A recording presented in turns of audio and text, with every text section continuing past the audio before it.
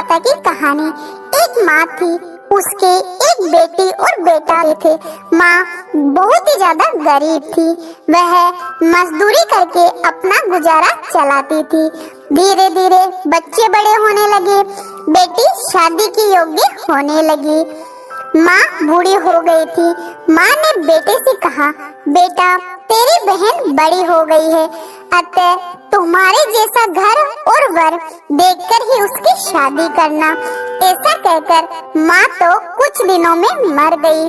भाई गांव-गांव घूमता रहा, लेकिन बहन के योग्य कोई वर नहीं मिला।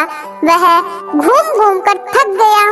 बैठे बैठे उसने सोचा कि मैं ही इससे शादी कर लूं। ऐसा सोचकर वो चुनरी और सामान लेकर आया। बहन ने कहा, ये सब सामान क्यों लेकर आए हो? भाई बोला, तेरी शादी है।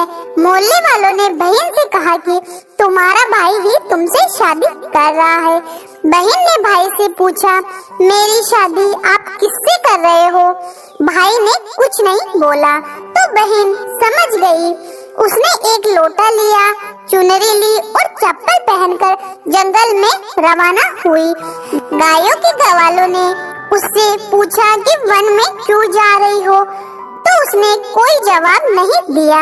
वन में जाकर धरती माता को वह पुकारने लगी और बोली, हे माँ, तू ही मेरी लाज रखना, नहीं तो अन्याय हो जाएगा।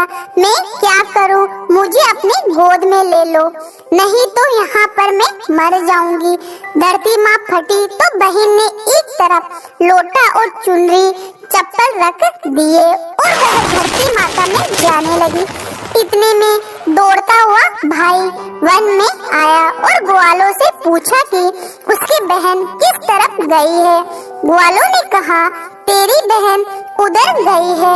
वह बहन पुकारता हुआ दौड़ा तो बहन धरती माता के अंदर समा रही थी। थोड़े बाल बाहर दिख रहे थे। उसने बहन के बाल मुट्ठी में पकड़कर रोने लगा। बहन तू सबके लिए धरती माता की गोद में समा रही है।